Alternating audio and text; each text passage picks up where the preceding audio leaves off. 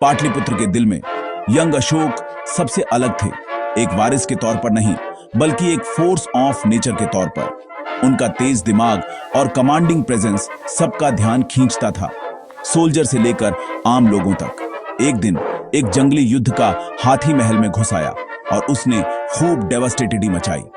जब बाकी सब भाग गए तो अशोक शांति से उसके पास गए और उन्होंने सिर्फ अपनी आवाज से उस जानवर को काबू कर लिया। यह एक्ट एक लेजेंड बन गया। यह उनके अंदर की पावर और डेस्टिनी का एक साइन था। तक्षशिला जैसे विद्रोही प्रांतों को गवर्न करने के लिए भेजे गए अशोक ने खुद को एक रूथलेस और इफेक्टिव लीडर साबित किया। उन्होंने विद्रोहों को कुचला, ऑर्डर को रिस्टोर किया और डिसाइसिव एक्शन के लिए एक रेपुटेशन बनाई। एम्पायर को जल्द ही पता चल गया, जहां अशोक जाते थे वहां जीत मिलती थी। इन शुरुआती ट्रायल्स ने उन्हें शेप दिया और उन्हें पावर और गवर्नेंस की कठोर रियलिटीज सिखाई। वह एक राजकुमार से बढ़कर बन गए। वह एम्बिशन और एक लॉयल फॉलोइंग वाले लीडर थे। मौर्य सिंहासन के लिए एक भयंकर संघर्ष के लिए स्टेज सेट था। जिस लड़के ने हाथी को काबू किया था वह अब एक एम्पायर को विक्ट्री देने के लिए तैयार आदमी था। अशोक का लेजेंड बस शुरू हो रहा था। उनका एम्बिशन जल्द ही पावर, मर्सी और डेस्टिनी की लिमिट्स को टेस्ट करेगा। दुनिया एक ऐसे रूलर के उदय की गवाह बनने वाली थी जो पहले कभी नहीं हुआ था। राजकुमार से सम्राट बनने का सफर शुरू हो चुका था। जैसे ही सम्राट बिंदुसार की हेल्थ खराब हुई, एम्पायर ने एक क्रूर उत्तराधिकार के लिए खुद को तैयार किया। अशोक, जो सबसे पसंदीदा बेटे नहीं थे, युद्ध के लिए तैयार होकर पाटलिपुत्र लौट आए। भाइयों के बीच एक ब्लडी युद्ध एरप्टेड। अशोक का एम्बिशन रूथलेस हो गया। लेजेंड्स कहते हैं कि उन्होंने अपने लगभग सभी प्रतिद्वंद्वियों को मार डाला, जिससे उन्हें चंड अशोक, भयंकर अशोक का नाम मिला। उनके शासन की शुरुआत डर से हुई, जश्न से नहीं, क्योंकि उन्होंने जेलों का विस्तार किया और एक लोहे के मुट्ठी से शासन किया। 8 साल तक वह एक विजेता थे जो किसी भी कीमत पर एम्पायर का विस्तार करना चाहते थे। उनकी नजरें कलिंग पर पड़ी, आखिरी अजय रत्न। कलिंग पर आक्रमण करने का डिसीजन सब कुछ बदल देगा। कलिंग प्राउड और समृद्ध अशोक की ताकत के खिलाफ खड़ा था। 261 बीसीई में अशोक ने मौर्य सेना की पूरी ताकत को उजागर किया। युद्ध एक नरसंहार था। शहर जल गए, खेत तबाह हो गए और हजारों लोग मारे गए या डिपोर्ट कर दिए गए।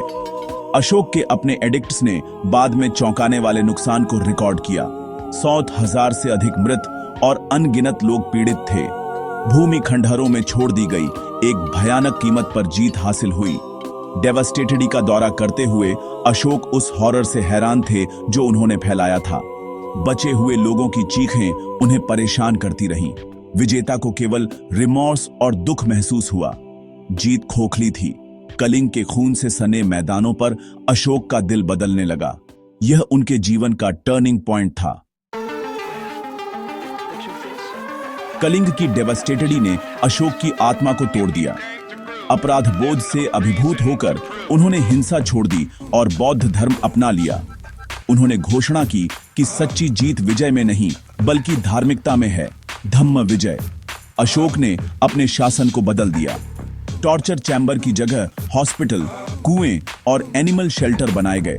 उन्होंने एनिमलों के वध को प्रतिबंधित किया और अपने पूरे एम्पायर में कंपैशन को बढ़ावा दिया। अशोक ने अपनी प्रजा को अपने बच्चों के रूप में देखा और उनके वेलफेयर की देखभाल करने का वाउड लिया। भयंकर विजेता एक परोपकारी शासक बन गया जो नुकसान रीचने के बजाय ठीक करने की कोशिश कर रहा था।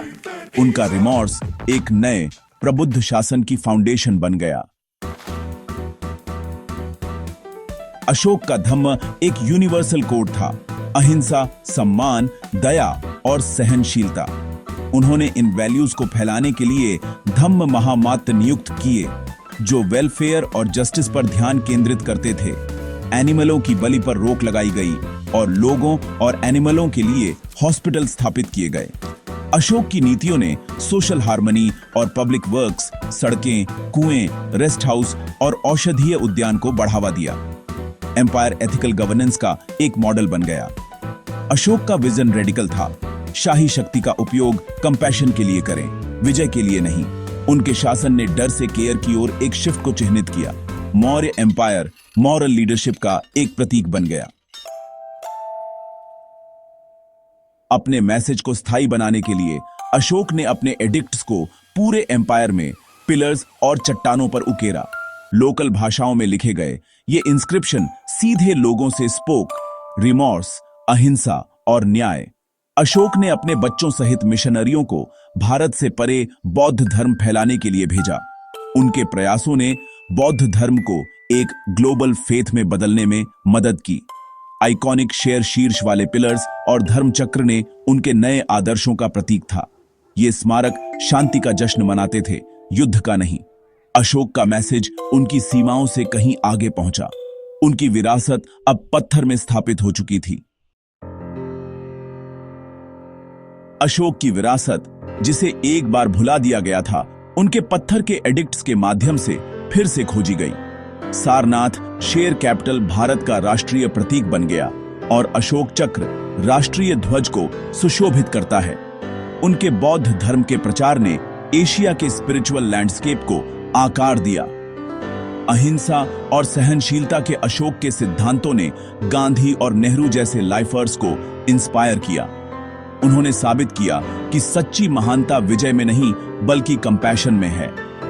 एक तानाशाह से पीसफुली दूत तक का उनका सफर इतिहास के सबसे शक्तिशाली ट्रांसफॉर्मेशनों में से एक है। अशोक की कहानी मुक्ति और मॉरल लीडरशिप में एक कालातीत सबक है। उनकी आवाज पत्थर में उकेरी हुई आज भी शांति और जिम्मेदारी के लिए पुकारती है। अशोक का जीवन हमसे पूछता है, एक महान लीडर को वास्तव में क्या डिफाइंस, शक्ति या कंपैशन? उनका परिवर्तन हमें विजय के बजाय न्याय और दया को महत्व देने के लिए चैलेंज करता है। क्विक क्विज, अशोक को किस युद्ध ने बदल दिया? कलिंग युद्ध ने। उनका नैतिक कोड क्या है? धम्म। भारत के झंडे पर पहिया? अशोक चक्र, जिसमें 24 स्पोक हैं। उन्होंने अपने बच्चों को मिशनरी के रूप में कहां भेजा? श्रीलंका। अशोक के एडिक्ट्स प्राचीन सोशल मीडिया थे। जनता की भलाई के लिए मैसेज। दुनिया के लिए अपना खुद का मैसेज उकेरने की कल्पना करें। वह क्या कहेगा? अशोक से इंस्पायर होकर दया या शांति का एक छोटा मैसेज लिखें और उसे शेयर करें। एक व्यक्ति का दिल बदलना सदियों तक गूंज सकता है। आपकी आवाज अशोक की तरह एक बेहतर भविष्य को आकार देने में मदद कर सकती है।